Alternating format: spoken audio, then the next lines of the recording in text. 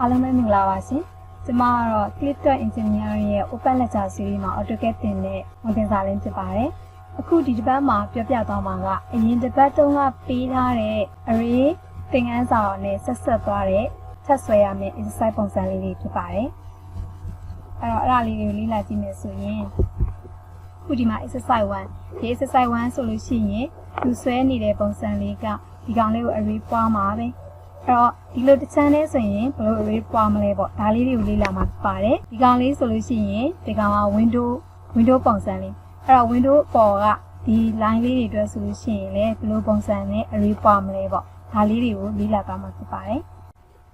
အခုဒီပုံလေးကလည်း array နဲ့ပတ်သက်ပြီးတော့သင်ခန်းစာလေးဖြစ်နေလို့ဒါလေးကိုထပ်ဆွဲပြအောင်မယ်နော်အခုဒီမှာဆိုရင်အပြင်ပန်းစွမ်း cycle က radius 30.5ဒီကောင်လေးက11နောက်တစ်ခါဒီအထက်က cycle လေးdiameter 21သူကကြတော့ဘာအတွက်လဲဆိုတော့ဒီ cycle တိတိလေးရဲ့ cycle တိတိလေး diameter 2နဲ့နောက်တစ်ခါ cycle ဒီအကြီး y လေးလေ radius 2.4ရှိတဲ့ကောင်ကြီးရဲ့ဗဟိုအမှတ်အဲ့ဒီအပြင်ဘက်ခုနကတော့11ဆိုတာကကြတော့ဒီကောင်လေးနဲ့တစ်ဆက်တည်းဒီလိုမျိုးသွားနေတဲ့အနေထားလေးပေါ့နော်ဒါလေးအဲ့တော့ဒီပုံလေးကလွယ်ပါတယ်နော်အဲ့တော့ပထမဆုံး cn တာဘာစဆွဲမလဲဆိုတော့30.5ဆိုတဲ့ကောင်စဆွဲမယ်ပြီးလို့ရှိရင်အထဲထဲက cn တာ11ကိုဆွဲမယ်ဟုတ်ပြီနော်အဲဒီမှာဆိုရင်11ခုရပြီပြီးလို့ရှိရင်နောက်တစ်ခုအသေးလေးသူကကြတော့ diameter 21လို့ပြောတဲ့အတွက် dn တာ21 diameter ဆို d ပါထည့်ရိုက်တယ်နော်အဲ့ဒါပြီးလို့ရှိရင်တို့ကသူကတော့စောင်းထားတာလေစောင်းထားပေမဲ့လည်းဒီမှာတော့ d နဲ့သွားလိုက်မယ်နော်စောင်းပြထားတယ် degree ဘယ်လောက်ဆိုတော့မပြောဘူးပြီးလို့ရှိရင်သူ့ကိုမှန်းပြီးတော့ rotate လုပ်မယ်အဲ့တော့ဒီနေရာမှာ cycle ကိုတို့တွေကဒီအောက်ဘက်ကနေစဆွဲမယ်ဒါမှသာ array ပွားလို့ရှိရင်အဆင်ပြေအောင်လို့ဟုတ်ပြီနော်အဲ့တော့ဒီမှာ cycle က diameter 2ဆိုတာလေးဆွဲမယ်နောက်တစ်ခါ cn တာဒီနေရာမှာချမယ် radius က 2.4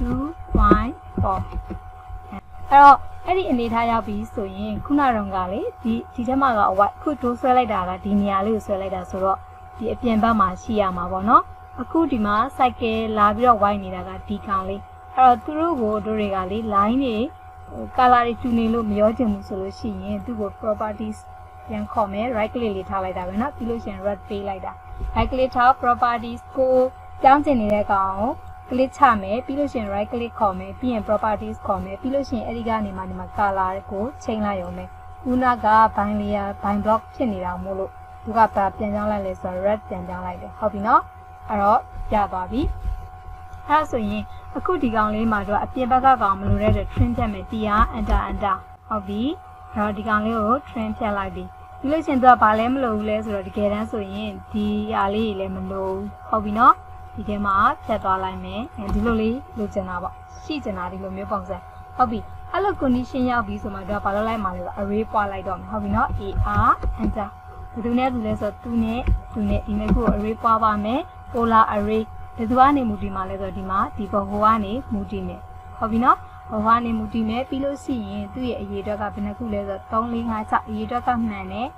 ဘာမှားနေလဲဆိုတော့ degree မှားနေတယ်တို့က180 degree ကိုပဲယူချင်တာဟုတ်ပြီနော်အခုဘာဖြစ်လို့ဒီအောက်ခြေကိုယူလိုက်တာလဲဆိုတော့မြားကအမြဲတမ်း counter clockwise ပြတာအရင်သင်ခန်းစာတော့လည်းအဲ့ဒါလေးကိုရှင်းပြခဲ့ပူတယ်နော်ဒါကြောင့်မလို့ဒီအောက်မှာပဲထားလိုက်တယ်ပြီးလို့ရှိရင်ဒီလိုလေးသွားလိုက်တယ်ပေါ့အဲ့လိုရပြီဆိုမှတို့တွေကခုလိုချင်တာရပါပြီမို့လို့ enter ခေါက်ပြီးတော့ထွက်သွားလိုက်ရုံပဲဟုတ်ပြီနော်အဲ့လိုချင်နေရပြီဆိုလို့ရှိရင်မလိုအပ်တဲ့ကောင်တွေဒီမှာအကောင်လုံးလိုက်ပြီးတော့ trim ဖြတ်လိုက်ပေါ့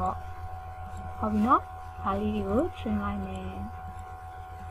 okay ရပြီအဲ့တော့ဒီလိုချင်နေရပြီဆိုတော့ကြည့်လိုက်တဲ့အခါမှာသူရှိနေတာကဒီလိုတဲမဟုတ်ဘူးဘေးကိုစောင်းနေတယ် degree ဘလောက်လို့တော့မပြောထားဘူးဒါပေမဲ့အခြေအနေကိုကြည့်လိုက်တဲ့အခါမှာဒီကောင်လေးဒီ30 degree လောက်တော့ရှိတယ်ဟုတ်ပြီနော်ဒီဘက်ကဒီလိုမျိုးနေတာလဲဆိုရင်ဒီကောင်60ဒီကောင်30လောက်ရှိတာမလို့တို့ကဒီကောင်လေးတွေကိုလှည့်တော့မယ် rotate ဟုတ်ပြီနော် rotate ကလည်းသင်ခဲ့ဘူးပြီးသားဘသူ့ကို rotate လဲမှာလဲဆိုတော့ခုနကတော့က array ပွားထားတဲ့ဒီကောင်လေးတွေကို rotate လှည့်တော့မယ်ဟုတ်ပြီနော်ဒီမှာမပါသွားဘူးထင်တဲ့ဒါလေးတွေပါ select မှတ်ပေါ့နော်ဒီဟာလေးတွေရောအကုန်လုံး select မှတ်လိုက်မယ် okay ရပြီအဲ့ဒီချိန်မှာ enter ခေါက်အဲ့တော့ကိုက rotate လဲမဲ့ base ကဒီအလဲပွားကိုပဲယူတယ်ဟုတ်ပြီနော်ပြီးတော့သူကပြောတယ်ကို rotate လဲမဲ့ကောင်ကြံခဲ့ခြင်းလားမကြံခဲ့ခြင်းဘူးအဲ့တော့ထားလိုက်မယ်ပြီးတော့ဒီဘက်ကိုလှည့်မှာဆိုတော့ clockwise ဆိုရင် minus ယူခိုင်းတယ်လေဟုတ်တယ်နော် minus 30ဒါကြောင့်မလို့ဒီလိုလေးလုပ်လိုက်ရင်ရသွားပြီအဲ့ချိန်မှာဘာကြံခဲ့လဲဆိုဒီ line ကိုယူခဲ့ဖို့ကြံသွားရနော်ကိစ္စမရှိဘူးအဲ့ line ကိုလည်း rotate ဆက်ပြီးတော့ထည့်လိုက်မယ် R ကို enter ပြီးလို့ရှိရင်သူ့ရဲ့ midpoint ကိုကောက်မယ်သူ့ကိုလည်းစောစောအတိုင်းပဲလေ minus 30ယူလိုက်ရပြီဟုတ်ပြီနော်ဒီလိုလေးရပါတယ်အဲ့ဆိုရင်အဆင်ပြေသွားပြီအဲ့ဒီချိန်ကျမှဘာတစ်ခုတော့ဖြစ်သွားလဲဆိုတော့ဒီကောင်လေးကဒီဘက်ကိုလာပြီးတော့မထိသွားဘူးเนาะအဲ့တော့သူ့တော့ဘာလုပ်လိုက်မလဲဆိုတော့ ES လုပ်လိုက်မယ်ဟုတ်ပြီเนาะ ES enter ဘယ်ထိရောက်ချင်တာလဲဆိုတော့သူ့ထိရောက်ချင်တယ်ဘယ်သူ့ကိုလဲသူ့ကိုဟုတ်ပြီเนาะဒါဆိုရင်ရသွားပြီအဲ့ဒါဆိုရင် तू ကတော့အဆင်ပြေပြီဒီဘက်မှာဒီမှာလေးပို့သွားတယ်မို့လို့သူ့ကို trim ဖြတ်မယ်ဒီက enter ဒီကောင်လေးတွေမလိုတာလေးတွေကို trim ဖြတ်ပေးလိုက်ဒါဆိုရင်တို့လိုချင်တဲ့ပုံစံမျိုးဖြစ်သွားပြီပေါ့အဲ့ဆိုရမယ်เนาะ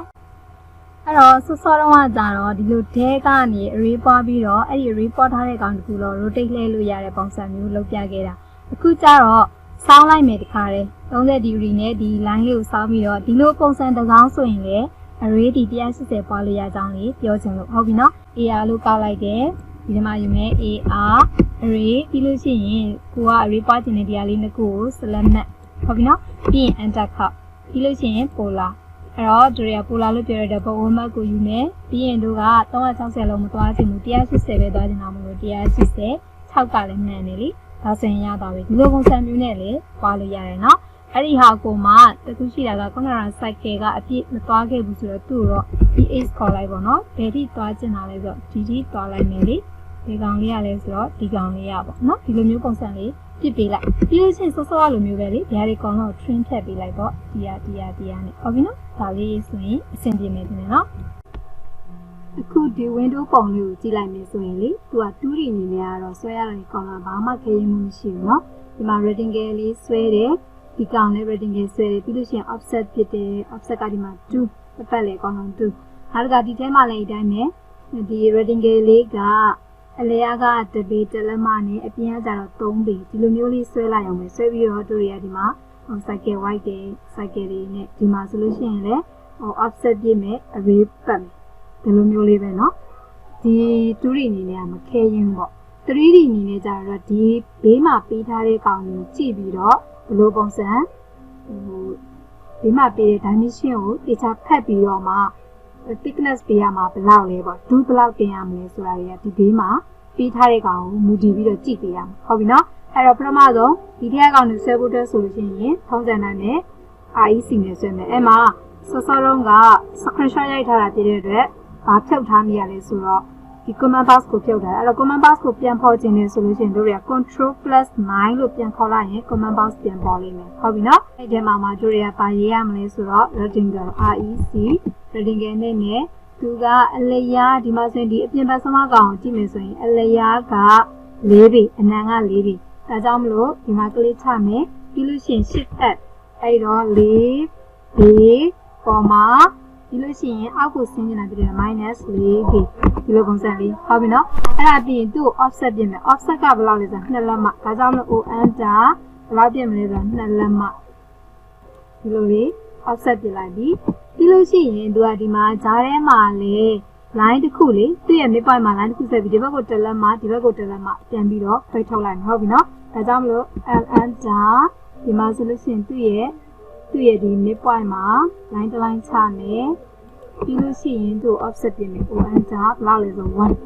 ကြောင့်မလို့ဒီဘက်ကိုလည်း1ပြင်မယ်ဒီဘက်ကိုလည်း1ပြင်မယ်ဒါဆိုရင်ရပြီဒါသူ့ရဲ့ midpoint ဆိုတော့ဒီကောင်လေးကိုဖြတ်လိုက်ဟုတ်ပြီနော်ပြီးလို့ရှိရင်တို့တွေကဘာလုပ်ရမလဲဆိုတော့ဒီကောင်လေးကိုဆွဲဖို့အတွက်ကသူကလေသူ့ရဲ့အလျားကတပေတလက်မအနံကကြတော့3ပေလို့ပေးထားတယ်ဟုတ်တယ်နော်အဲ့တော့ဒီဂျားထဲမှာကဘယ်လောက်ရှိမလဲလို့ကြည့်လိုက်တဲ့အခါမှာဂျားထဲမှာက4လက်မနဲ့ 1.5 လက်မရှိနေတယ်အဲ့4လက်မဆိုတာကဒီအလျားကိုပြောတာ1.5ဆိုတာကဟိုဘက်က thickness 2မှာကိုပြောတာဟုတ်ပြီနော်ဒီဘက်ဒီဘာလေးကလေchocolate ဆိုတဲ့သဘောကကျတော့ဒီ window တွေဆိုရင် frame တက်တဲ့ဟာကိုပြောတာ frame တက်တဲ့ကောင်ရဲ့အလျားက2လက်မခုနတို့ offset ပြလိုက်တဲ့ကောင်အဲ့ဒါအောင်မဟုတ်ဘက်ကိုလည်း4လက်မဆိုတော့ thickness က4လက်မတနည်းပြောမယ်ဆို2ဟိုဘက်ကို4လက်မ extrude ပြရမှာပေါ့အဲ့တော့ဒီ frame ကြီးနဲ့ကြည့်မယ်ဆိုလို့ချင်းသူက4လက်မအကျယ်ရှိတယ်လို့ပြောတဲ့အတွက်ဒီကောင်လေးနဲ့ဒီထက်ကကောင်နဲ့4လက်မကွာမှာပေါ့သူ့ရဲ့ပပတ်လေးတွေကောင်တော့4လက်မကွာလိမ့်မယ် ဟုတ်ပြီနော်ဒါကြောင့်မလို့တော့ဘာလုပ်လိုက်မလဲဆိုတော့ rectangle တစ်ခုဆွဲလိုက်မယ် IC enter ဘယ်နေရာမှာဆွဲမလဲဆိုဒီနေရာမှာဆွဲလိုက်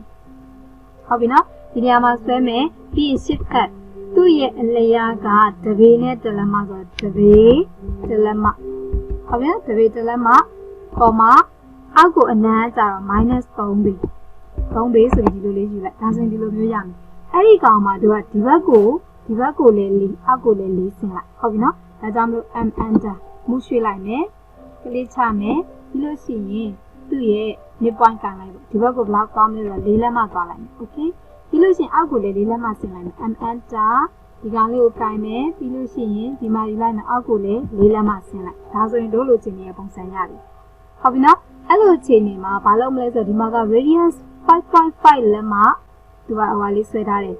cycle ပြက်လေးဆွဲထားတယ်နော်ဒါကြောင့်မို့ C enter ဆွဲလိုက်မယ်လေဒီနေရာမှာ radius က 5.5 လက်မဆိုတော့ဘာမှမထည့်တော့အဲ့ဒီဟာလေးဆွဲပြီးပြီဆိုရင်တကယ်တမ်းကျတော့ तू ကဒီထိတ်မှာမဟုတ်ဒီကောင်လေးအပါဝင်မှာ3ပေရှိတာလေဟုတ်တယ်နော်အဲ့ဒါကြောင့်မို့သူ့ကိုသူရဲ့မူးရွှေ့ပေးလိုက်မူးရွှေ့ပေးတဲ့အခါမှာဒီ quadrant ထိတ်ကလေးဒီသူ့ရဲ့ mid point ရွှေ့ရမယ်ဒါကြောင့်မို့ M enter ဒီကောင်လေးကိုselect မှတ်ပါမယ်ပြီးလို့ရှိရင်ဒီမှာကန်ပြီးတော့ဒီနေရာကိုရွှေ့ပေးလိုက်ဒါဆိုရင်ရပြီအဲ့ဒါကိုမှနောက်က line လေးထပ်ပြီးတော့ဆွဲလိုက်မယ်ဒီဘက်နဲ့ဆက်ဆွဲလိုက်အဲ့လိုပဲဒီဘက်ကိုလည်း L enter quadrant နဲ့ဒီဘက်ကိုဆက်ဆွဲလိုက်ဒါဆိုရပြီအဲ့ချိန်မှာမလိုတဲ့ကောင်ကို trim ပြတ်မယ်တီးရ enter နဲ့ဟုတ်ပြီနော်သူမလိုဘူးဟောဒီထဲမှာအပိုင်းပြတ်သွားပြီနော်သူမလိုဘူးနောက်ပြီးတော့ဒီနှစ်ခုလည်းမလိုဘူးဖြတ်လိုက်မယ်အဲ့လိုပဲဒီဘက်ကနှစ်ခုလည်းမလိုဘူးဖြတ်လိုက်ပြီးဒီကနေ့ရတော့ okay ဒီကောင်လေးတော့ရိုးဖြတ်လိုက်မယ်ပြီးရင် TR enter သူလည်းမလိုဘူးသူလည်းမလိုဘူးအဲ့တော့မလိုတာလေးတွေအဲ့လိုမျိုးဖြတ်ပေးလိုက်အဲ့ဒါဆိုလို့ရှိရင်တို့ကဒီဘက်တစ်ချမ်းမှာဒီလိုပုံစံရပြီဆိုရင်ဒီဘက်ကိုဘာလုပ်ရမလဲဆိုတော့ marker ချိုးလိုက်ရမယ်ဟုတ်ပြီနော်ဒါကြောင့်မလို့ MI enter ဒါလေးကိုယူလိုက်မယ်okay ပြီးလို့ရှိရင်သူ့ရဲ့ mid point မှာဒီမှာ select မှတ်ပေးလိုက်ဒါဆိုရင်ကြာသွားပြီဒီဟုတ်ပြီနော်ပြီးလို့ရှိရင်အလျားကောင်တွေလည်းဆွဲမယ်ဒီ cycle လေးက 5.5 ပဲဒါကြောင့်မလို့ C enter ဒီ mid point မှာပဲဆွဲမယ်နော်ဒီနေရာလေးမှာပဲသူရဲ့ radius က 5.5 okay ကြာသွားပြီပြီးလို့ရှိရင်ဒီမှာမလိုတဲ့ကောင်တွေဖြတ်ဒီက enter သူ့ဖြတ်ပြီးလို့ရှိရင်ဒီဘက်ကိုလည်းဖြတ်ပြီးလို့ရှိရင်မလိုတဲ့ဒီကောင်ကြီးကိုလည်းဖြတ်ဒါဆိုရင်ရတယ်ပြီးလို့ရှိရင်နောက်တစ်ခုကကြတော့အပြင်ဘက်ဆုံးပြီး2ပေဟုတ်ပြီနော်ပြီးလို့ရှိရင်အဲ့2ပေကနေဒီဘက်ထဲကို2လက်မ offset ပြင်မှာဒါကြောင့်မလို့ C enter ဘာနဲ့သွားမလဲဆိုတော့ဒီကောင်လေးကို2ပေဆွဲပေးလိုက်ဟုတ်ပြီနော်ပြီးလို့ရှိရင်အဲ့ဒီ2ပေကနေထဲထဲကို offset ပြင်မှာအဲ့တော့မလိုတဲ့ဒီဘက်ကကောင်လေးကိုလည်းဒီenterနဲ့ပြန်ပြီးတော့ trim လိုက်ဒီကောင်လေးထည့်ရမယ်ပြီးလို့ရှိရင်ဒီဘက်ကကောင်လေးလည်းဆက်ပေးရမယ်ပြီးရင်လုံးဝမလိုတဲ့ဓာတ်ကြီးလေးထည့်လိုက်ဟုတ်ပြီနော်ပြီးလို့ရှိရင်အထဲထဲကို offset ပြင်မယ်ကို enter ဘလောက်လဲဆိုတော့2လက်မဒီကောင်လေးကိုထဲထဲကို offset ပြလိုက်ဒီလိုလေးပေါ့ပြီးလို့ရှိရင်တော့ဘာလုပ်ဖို့လိုသေးလဲဆိုတော့ line ကိုမလုပ်တော့မယ်လေ line ဆွဲတော့မယ် line ဆွဲတဲ့အခါမှာဒီမှာကြည့်လိုက်ဒီ line တွေလေဒီ line တွေ array ပွားမယ် line တစ်ခုဆွဲတယ်ပြီးလို့ရှိရင် offset ကနှစ်ခုစလုံးဒီ1ဆိုတော့ offset က 0.5 စီပြရမှာပေါ့နော်အဲ့ဒါကြောင့်မို့လို့ enter ဒီထိတ်လေးမှာတို့ရဆဲလိုက်ပြီးဒီဆဲလိုက်တယ်ပြီးလို့ရှိရင် offset ပြင်မယ်ကို enter ဘယ်လောက်လဲဆိုတော့ 0.5 စီပြင်မယ်နော် 0.5 အဲ့တော့ဒီဘက်ကိုလည်း 0.5 ပြီးလို့ရှိရင်ကိုဘက်ချောင်းလည်း 0.5 ဒီလိုလေးပြင်မယ်ပြီးလို့ရှိရင်မလိုတဲ့ဒီကောင်လေးကိုဖြတ်ပေးလိုက်ရုံပဲဟုတ်ပြီနော်ဒါလေးကိုဖြတ်လိုက်မယ်ဖြတ်ပြီးဆိုရင်တော့ဘာလုပ်မလဲဆိုတော့ array ပွားရမယ် array ပွားတဲ့အခါမှာဘာသတိထားရမလဲဆိုတော့ AR enter တက်ကြည့်မယ်နော် AR enter ဆိုပြီးတော့ယူလိုက်ရောပြီးလို့ရှိရင်ကိုပွားနေတဲ့ကောင်ဒီမှာကန်လိုက်တယ်ခံလိုက်ပြီး enter ထပ်နေတယ်ပြီးလို့ရှိရင်တို့ကဘာ array လဲဆို polar array ကိုရွေးတယ်ပဲ polar array ရွေးတယ်နောက်ပြီးတော့ဒီမှာသူ့ရဲ့ဘောဟိုကိုင်းနေအမှန်လေဒါ set တစ်ခုနဲ့တစ်ခုတော့မတူဘူးပေါ့တချို့ set တွေလည်းအဆင်ပြေတာရှိရနော်အဲ့ဒါပြင် item ကိုခေါ်တယ်တို့ကဘယ်နှခုသွားချင်လိုက်3 4 5ခုဒါပေမဲ့တကယ်180အနေနဲ့သွားမယ်ဆိုဒီနေရာကောင်တွေပါတို့ကပွားတယ်လို့ယူပေးရမှာမဟုတ်ဘူးဆိုရင်ဒီနှစ်ခုကြားကလေဘယ်လိုပြောမလဲသူတို့ရဲ့ distance နဲ့ degree ကိုတိကျတူတဲ့တွက်နေမှာမဟုတ်ဘူး ဒီ180အတွင်းမှာဘယ်နှခုဆိုတော့ယူတဲ့အချိန်မှာဒီနှစ်ခုကို neglect လုပ်ခဲ့ရင်ကြိုးကတောင်တွေထွက်တတ်တယ်။ဒါကြောင့်မို့တို့ကဒီဘက်ဘေးမှာလည်းတစ်ခုယူမယ်ဒီဘက်ဘေးမှာလည်းတစ်ခုယူမယ်။အဲ့နှစ်ခုကိုပြီးမှမလို့ရင်ပြန်ဖြတ်ရင်ဖြတ်လိုက်။ဟုတ်ပြီနော်။အဲ့တော့ကြည့်လိုက်တဲ့အခါမှာ3 4 5 6 9ခုဆိုပြီးတို့ကရွေးပြီးမှရမယ်။ item မှာ9ခုရွေးလိုက်တယ်။ပြီးလို့ရှိရင်တကယ်ကျတော့180နဲ့သုံးချင်တာလေ360ပြေးမဟုတ်ဒါကြောင့်မို့180လို့ယူလိုက်တယ်ပေါ့။ယူလိုက်တယ်ဆိုရင်ဒီမှာဘယ်လိုဖြစ်နေလဲဆိုတော့ဒီဘောင်ကနေဒီထိတ်ကနေယူရမလို့အဲ့ထိတ်ကနေပဲဒီဘက်ကိုပဲသူကသွားနေတာဟုတ်ပြီနော်ဒီဘက်ကိုဆွဲဆက်နေစဉ်လဲ360ပဲပြည့်သွားမယ်ဒီကောင်ကိုတို့တွေကဖိပြီးသွားရင်လဲကျေတာကျင်းတာတွေချုပ်တာတွေပဲဖြစ်သွားမယ်ဒါကြောင့်မလို့ဒီနေရာမှာတစ်ခုသတိထားရမယ်ဆိုတာကဒါကိုပြောတာ you enter ဟုတ်ပြီနော်ဒီကောင်ပြန်ဖတ်လိုက်တယ်အဲ့တော့သူကဘလို့ဖြစ်မှအဆင်ပြေလဲဆိုတော့တို့ကယူချင်တာကဒီဘက်ပေါ် white ဖြစ်တဲ့အတွက်သူသွားမှဒီအများနဲ့ဒီလိုပုံစံမျိုးနဲ့သွားလေးရှိတယ်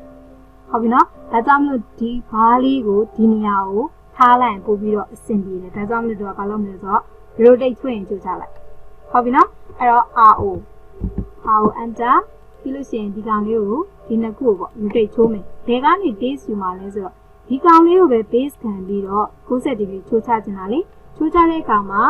ဒီလို white မှာမလားဒီလို white မှာဖြစ်တဲ့တို့က cross white ဆိုရင်အများနဲ့ပြောခဲ့တယ် -90 ဒါကြောင့်မလို့ -90 နဲ့ချိုးချဒီလိုပုံစံဖြစ်သွားတယ်ဟုတ်ပြီနော်တို့က copy လည်းမကြံခဲ့ခြင်းဘူးဆိုတော့ copy ယူစရာလည်းမလိုဘူးအဲ့တော့ဒီလိုအနေထားရောက်ပြီးဆိုမှ array ကိုခေါ်မယ်ဆိုရင်ပို့ပြီးတော့အဆင်ပြေတယ်အဲ့တော့ AR ဆိုပြီးတော့ကို array ပွားခြင်းတဲ့ကောင်ကို select မလိုက်ပေါ့ပြီးရင် enter ခောက်လိုက်ပြီးရင်စောစောလိုပဲ polar array ပဲ polar array ဆိုကန်လိုက်ပြီးဒီနေရာမှာစောစောအတိုင်းပဲ item မှာလာပြီးတော့ရွှေ့မယ်သူဒီဘယ်နှခုလဲဆိုတော့9ခုအဲ့ဒါမှာဘယ်လောက် degree လဲဆိုတော့180 degree ပဲဟုတ်ပြီနော်360လည်းတော့မသွားဘူး180 degree နဲ့သွားလိုက်တယ်သွားပြီးပြီဆိုရင်မှကြည့်လိုက်ဒါဆိုရင်ခုနကပြောသလိုမျိုးပဲ base ကနေပဲသူကသွားလိုက်တာလीဟုတ်တယ်နော်ဒါကြောင့်မလို့ခုနကလေးဒါကိုလိုချင်တဲ့ပုံစံလေးဖြစ်သွားတာပေါ့အဲ့ဒီအချိန်မှာ accept လုပ်ချင်လို့ enter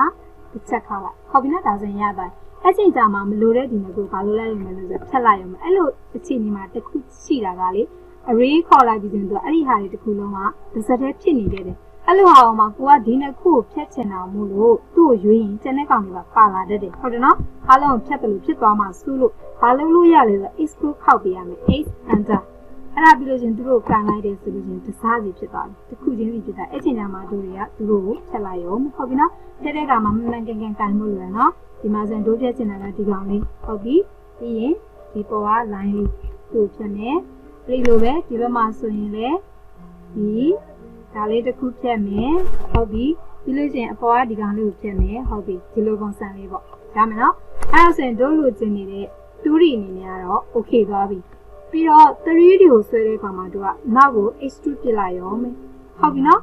ခုဒီနေ့တင်သွားတဲ့သင်ခန်းစာနဲ့ပတ်သက်ပြီးတော့